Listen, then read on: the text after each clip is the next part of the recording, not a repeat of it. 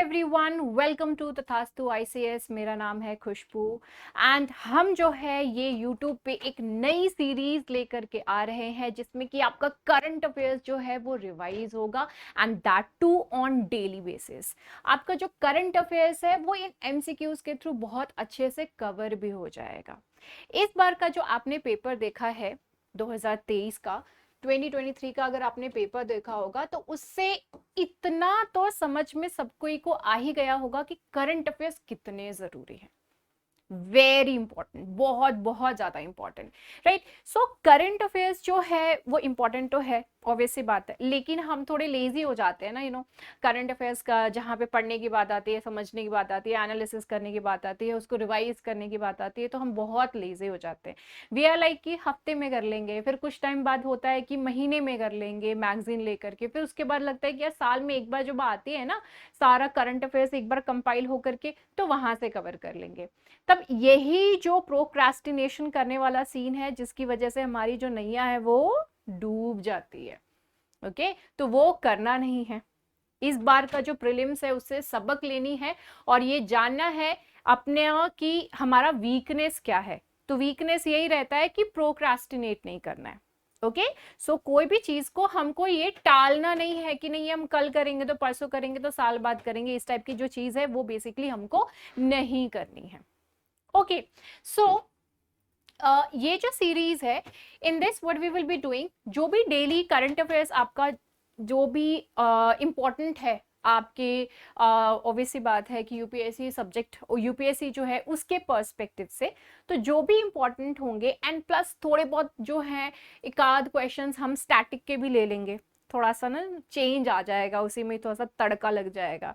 Okay, तो उसी के पर्सपेक्टिव से, राइट। सो हम करंट अफेयर्स इसमें कवर करेंगे, प्लस एक आध जो क्वेश्चंस है हम स्टैटिक के भी ले लेंगे, सो दैट आपका जो ना एक तरीके से रिवीजन भी हो जाए थोड़ा सा, या फिर आपको एक पता चल जाए कि हाँ क्वेश्चंस किस टाइप के जो है यूपीएससी पूछती है।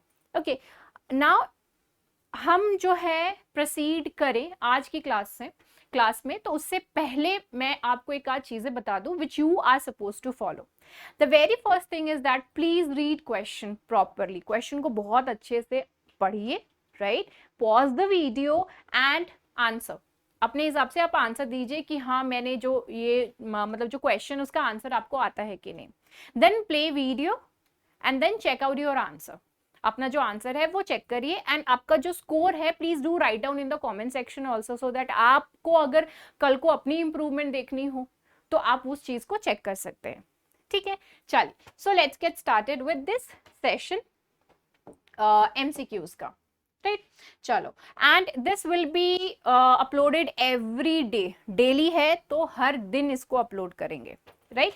सो प्लीज हमेशा रेडी रहिएगा बेसिकली अपना न्यूज़पेपर पढ़ के। तो हमारा कोशिश यही रहेगा कि आफ्टरनून लगभग अराउंड इवनिंग में जो है हम इसको अपलोड करें, सो दैट आपके पास पूरा दिन रहेगा अपना करंट अफेयर्स कवर करने के लिए, एंड उसके बाद जो है आप आराम से एमसीक्यूज देख सकते हैं। Okay, so the very first question is related to United Nations peacekeeping, United Nations peacekeeping operations.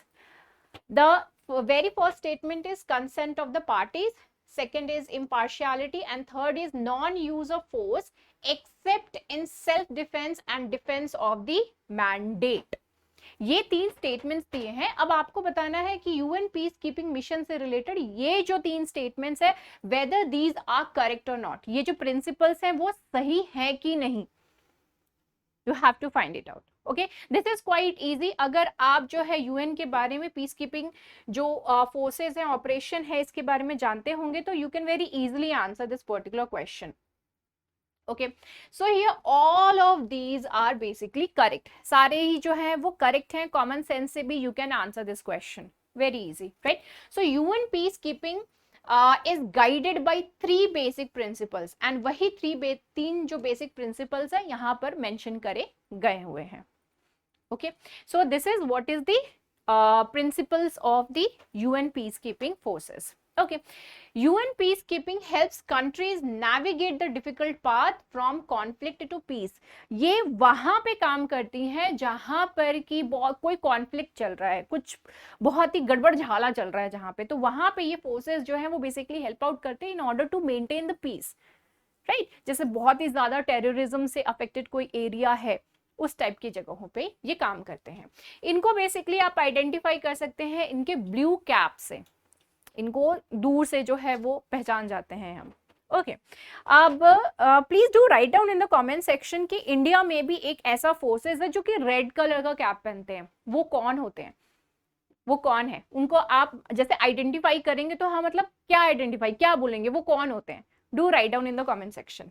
चलो now let's move on to the next question. Next question is related to necrophilia. This was there in the newspaper The Hindu में था। Consider the following statements. The very first statement is necrophilia is a punishable offense under the IPC section of 376.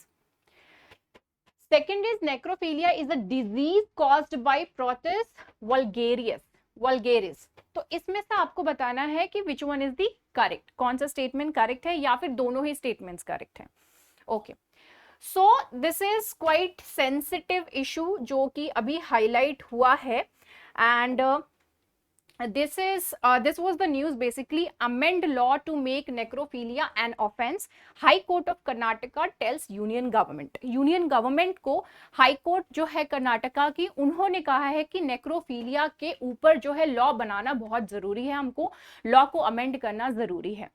Now what is this? Correct statement देखना है, right. So second statement is basically wrong, ये कोई disease नहीं है, it is a kind of psychopath people जो mentally, अब क्या ही word उन लोगों के लिए यूज करे तो वो है। सो बेसिकली यहाँ पे नीदर एक्चुअली इसमें जो फर्स्ट स्टेटमेंट है this is also wrong, this is the wrong answer, basically neither, दोनों ही जो स्टेटमेंट्स हैं यहाँ पे इनकरेक्ट है, बिकॉज नेक्रोफीलिया जो है वो अभी पनिशेबल ऑफेंस नहीं है अंडर आईपीसी सेक्शन 376। अभी आईपीसी सेक्शन 376 क्या है, it is related to rape. Okay, now what is this necrophilia? Necrophilia is basically that thing, मतलब ये basically उन लोगों के लिए यूज होता है जो कि are involved in sexual intercourse with the dead body. Okay, so basically it is related to the dead body जो कि offense इस तरीके के लोग करते हैं, right. So rights of the death, it's not like कि अगर किसी की डेथ हो गई है तो you will actually do anything to their body, that is quite sensitive and really very bad thing जो आप कभी भी किसी के साथ कर सकते हो, right. So this is actually very wrong thing. The attendance actually it has came to light कि मॉर्चुरीज जो होती हैं वहां पे डेड बॉडीज हैं, तो वहां पे जो अटेंडेंट्स होते हैं those were the people who were involved in this, जो कि ये काम कर रहे थे। Okay, so this came into highlight that the attendants appointed to guard the bodies in mortuaries of many government and private hospitals, they were indulged in sexual intercourse on the bodies, dead bodies, just imagine. So the high court जो high court है उन्होंने basically कहा कि इसके ऊपर law बनाना बहुत जरूरी है, because as of now IPC यानी इंडियन पीनल कोड जो है उसमें इससे रिलेटेड कुछ भी नहीं है, क्योंकि उसमें ये जो डेड बॉडी जो वर्ड है वो बेसिकली मेंशन नहीं है, राइट। तो अगर ये डेड बॉडी जो वर्ड है वो उसमें अगर इंक्लूड कर देंगे तो then definitely it will be a punishable offence, it will be, ठीक है। So they asked this court, basically they asked to bring necrophilia under the definition of offense of unnatural sex or introduce new provision in IPC to make necrophilia as an offense। इसको offense के तौर पे देखना जरूरी है, उसका definition जो है include करना law में जरूरी है, and this has to be made an offense unnatural sex के अंदर, right। So this was it. So basically they are saying कि इसको जो है section 377 and section 376 के अंदर इसको punishable offense banana is necessary, which is very necessary। इस टाइप की जो केस है पाकिस्तान में भी basically इसको ये highlight हुआ था, right। Now the next question, UPSC का दो मतलब ऐसे टॉपिक है जो कि उनका फेवरेट है, they just love it, and one of that is Buddhism and the another one is the Jainism. इससे तो क्वेश्चन बनते ही बनते हैं and they generally ask a question, मतलब every year you will find कि एक क्वेश्चन तो कम से कम है ही है इसमें, तो आंख बंद करके आपको ये चीज ध्यान में रखना है कि इसमें से एक क्वेश्चन तो आना ही आना है minimum, right. I am saying minimum, Okay, so this question is related to the Buddhism. With reference to collection of sacred Buddhist scriptures, which of the following are correctly matched? The very first one is Vinaya Pitaka, basket of discipline. Second is Sutta Pitaka, basket of discourses. Third one is Abhidhamma Pitaka, which is the basket of higher teachings. So which one is basically correct, right? तो ये बहुत ही simple सा question है, अगर आपने Buddhism पढ़ा होगा तो you can very easily answer this. यहाँ पे ये सारे के सारे जो हैं वो करेक्ट हैं, all of these are correct. ये थोड़ा एक्चुअली कवर हो गया, right? So here you can see there are three baskets which is called as the which are these are the Pitakas, Tripitakas, right? So यहाँ पर आप देख सकते हैं सुत्त पिताका, विनय पिताका एंड अभिधम्म पिताका. थ्री पिताकास है इसमें. ओके, तो रूल्स एंड रेगुलेशन है बेसिकली, अगर आपने किसी तरह कोई ऑफेंस किया, मतलब आपने कुछ गलत काम किया तो उसका क्या पनिशमेंट है एंड ऑल, उस टाइप की चीजें, आपको क्या नहीं करना है, क्या करना है, वो सारी चीजें बेसिकली इस सारे में लिखा हुआ है, इसमें जो है डिफाइन किया हुआ है, स्पेशली मॉन्क्स को लेकर के. Next question, consider the following statements regarding Foucault pendulum that has been installed in the new parliament. हमारा जो न्यू पार्लियामेंट है बहुत ही भव्य, बहुत ही शानदार, बहुत ही सुंदर है, जो कि किसी टेम्पल से इंस्पायर होकर के बनाया गया है. वो कौन सा टेम्पल है बताइए जरा, कौन सा टेम्पल है? इससे पहले वाला जो हमारा पार्लियामेंट था, ओल्ड पार्लियामेंट, दैट उसका जो स्ट्रक्चर है वो बेसिकली इंस्पायर्ड था 64 योगिनी टेम्पल से, 64 योगिनी टेम्पल से, राइट? और अभी का जो हमारा पार्लियामेंट है वो भी किसी टेम्पल से इंस्पायर्ड है. डू लेट मी नो कौन सा है, and in the next class I will tell you the correct answer. ठीक है, सो ये पेंडुलम जो है ये नए पार्लियामेंट में इंस्टॉल किया गया है. आपको उससे रिलेटेड दो स्टेटमेंट्स दिए हुए.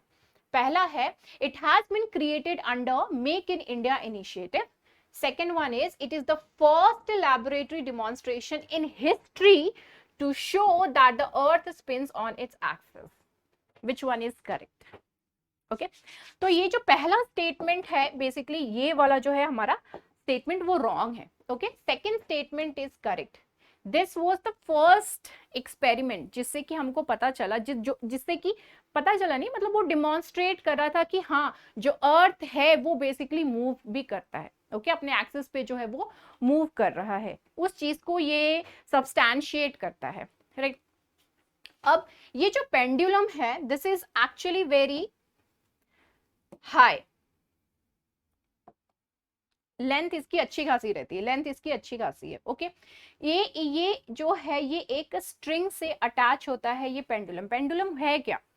दिस इज दी स्ट्रिंग, ये स्ट्रिंग है, उसमें जो नीचे एक बॉल जैसा लगाया रहता है. आपने स्कूल में तो किया ही होगा ये पेंडुलम का एक्सपेरिमेंट जो है. आप वो स्ट्रिंग को ऐसे उठाया बॉल को और आपने उसको छोड़ दिया तो it keeps on moving like this. मैं तो पूरा हाथ ही मूव कर रहा है, लेकिन यहाँ पे बेसिकली ये जो है वो बेसिकली मूव करता है, right? So this actually moves. So the same thing is happening over here also, right? तो ये पेंडुलम का भी वही है. इसकी जो लेंथ है लगभग 30 मीटर्स की होती है, 28-30 मीटर्स की होती है, एंड इसका वेट भी अच्छा खासा होता है. जो पेंडुलम का वेट भी है वो काफी ज्यादा होता है, राइट? अब ये जो है उसको आपने मूव किया, तो it is moving like this. ध्यान दीजिएगा ये क्या कैसा पेंडुलम होता है. तो it is basically moving like this, right?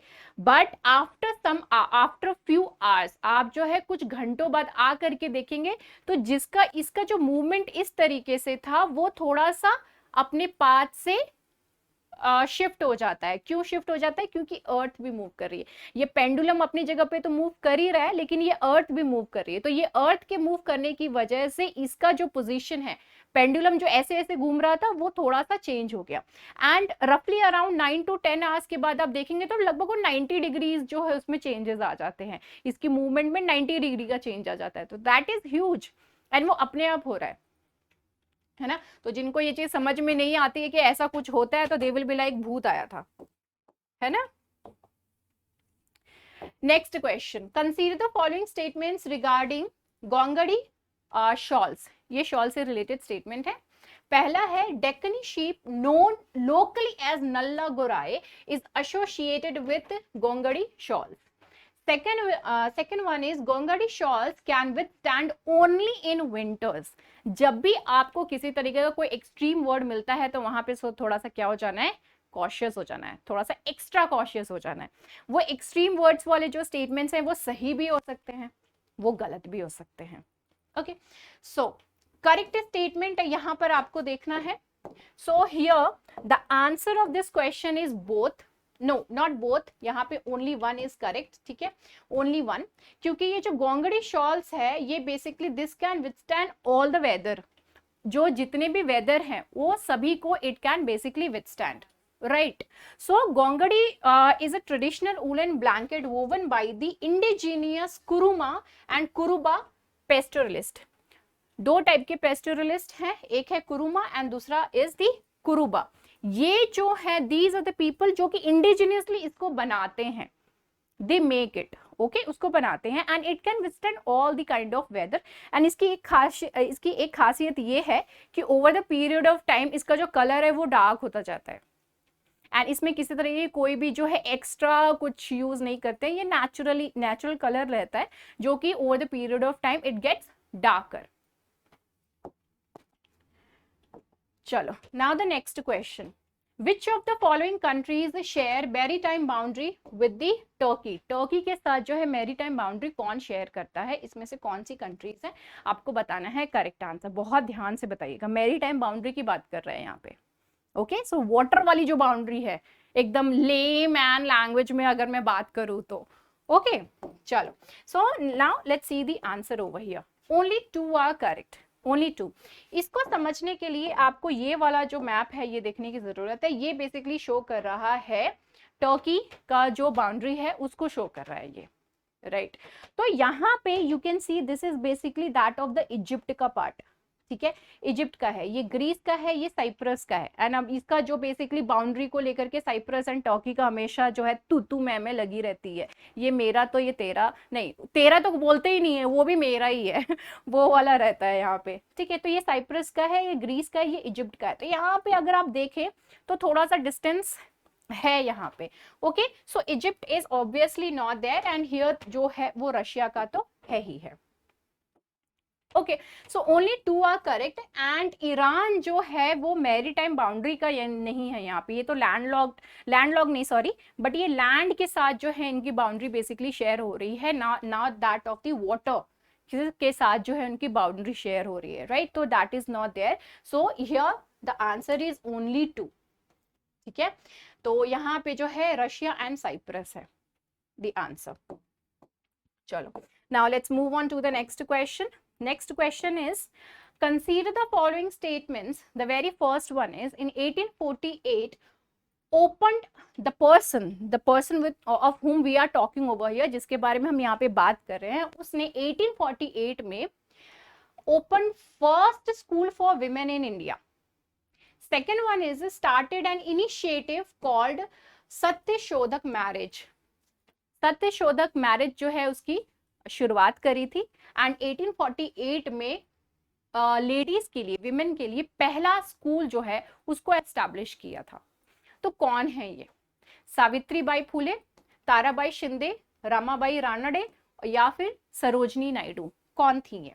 बहुत इजी सवाल है, ये अभी रिसेंटली न्यूज में भी है। CM Shinde orders probe after NCB protests, NCP protests against websites publishing derogatory articles on Savitribai Phule. So that is why it is in this particular top, I mean this personality is in news. So you obviously need to cover क्योंकि वो important है historically, right? So यहाँ पे जो answer है that is Savitribai Phule. इनके बारे में हम जो है थोड़ा सा information देख लेते हैं। So she is the one, Savitribai Phule जो है वो ये है। इनकी शादी जो है वो काफी ज्यादा कम एज में ही हो गई थी, तो 13 साल की थी तभी इनकी शादी हो गई थी ज्योतिराव फुले से। एंड देन ज्योतिराव फुले जो हैं उन्होंने इनको एजुकेट किया, उन्होंने जो है इनको पढ़ाया एंड इनका भी जो है उनके साथ रहते रहते एंड जो विचारधारा है वो काफी ज्यादा डेवलप करी। 13 साल टीन एज है, तो उनको जैसा माहौल मिलेगा ऑब्वियस सी बात है वो उस टाइप के उस एज के जो बच्चे हैं वो वैसे ही ग्रो करेंगे। तो इनको एक वैसा माहौल मिला जहां पर कि जो लोग हैं वो बहुत ही प्रोग्रेसिव थिंकिंग वाले थे, इंक्लूडिंग ऑब्वियसली हर हस्बैंड। सो उस चीज का इम्पैक्ट जो है इनके ऊपर पड़ा। इन्होंने जो है औरतों को पढ़ाना शुरू किया एंड 1848 में यहाँ मतलब एक स्कूल ओपन हुआ लेडीज के लिए 1848 में। ये देख सकते हैं, ये बहुत ही ज्यादा अभी जर्जर स्थिति में है, काफी ज्यादा गड़बड़ स्थिति में है, but this was the very first school in India जो कि विमेन लेडीज के लिए ओपन हुआ था। सो इसका जो है एक अपना अलग ही क्या कह सकते हैं कि एक पहचान है इस प्लेस की एंड ऑब्वियसली इस पर्सनालिटी की। Okay, so this was the one. So now let's move on to the next question.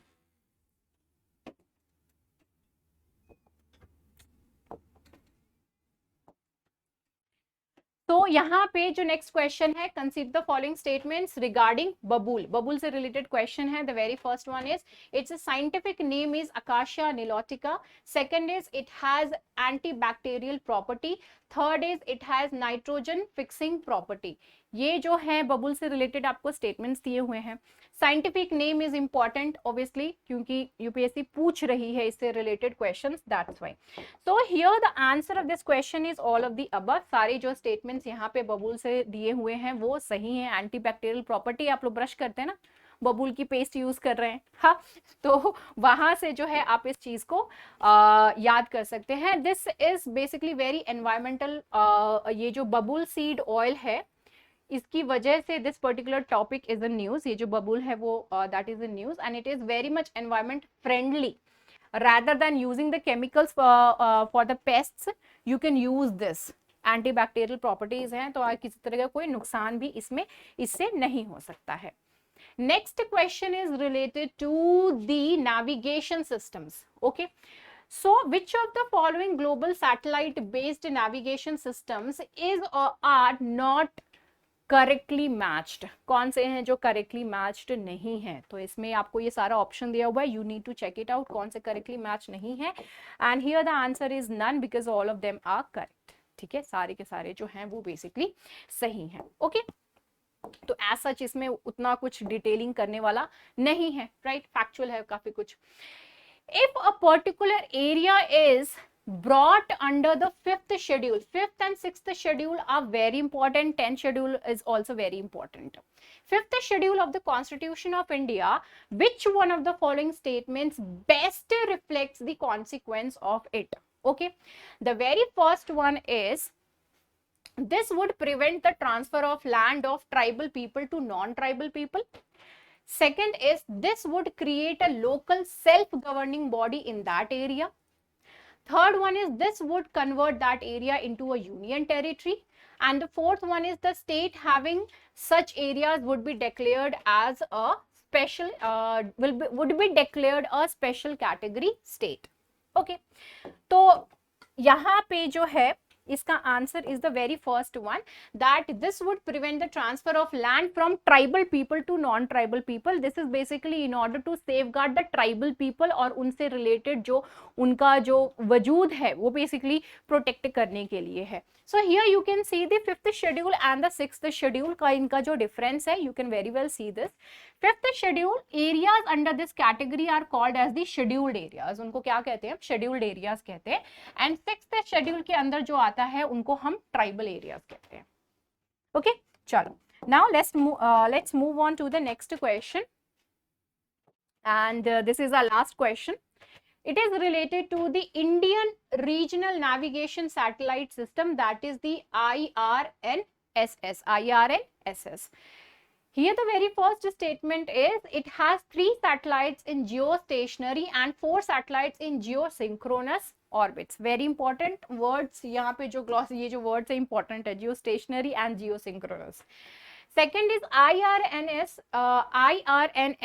It actually covers entire India and about 5500 square kilometers beyond its border. मतलब ये India की border है, उससे 5500 square kilometre जो है वो आगे की बाउंड्री जो है वहां तक, मतलब वहां तक का जो एरिया है वो पूरा कवर करती है। Okay, this is quite easy question because यहाँ पे जो है सेकंड स्टेटमेंट वो गलत है, क्योंकि नॉट 5500 बट 1500 स्क्वायर किलोमीटर्स का जो बाउंड्री के बाहर का उतना एरिया जो है ये कैप्चर करती है, वहां तक का ये नेविगेट करती है। ओके, चलो, सो this is it for today's class. मुझे लगता है कि आप लोगों ने काफी कुछ जो है वो सीखा होगा। Okay, please do write down your this thing, आपका जो स्कोर है उसको जरूर लिखिएगा इसमें, कमेंट सेक्शन में जो है आप अपना स्कोर जरूर लिखिएगा, so that I would be able to analyse कि ना कि हाँ मेरे स्टूडेंट्स कैसे हैं। Okay, so please make it a 2-way thing. तो मैं यहाँ से ऑब्वियसली मैं बोल दे रही हूँ, चली जा रही हूँ, but I will definitely be going through the comments also. Do like if you feel like that this is really very good, and do share also. And do remember, Tathastu ICS is always there to help you out in order to reach your dream. Okay, chalo. So with this thing, bye bye, take care.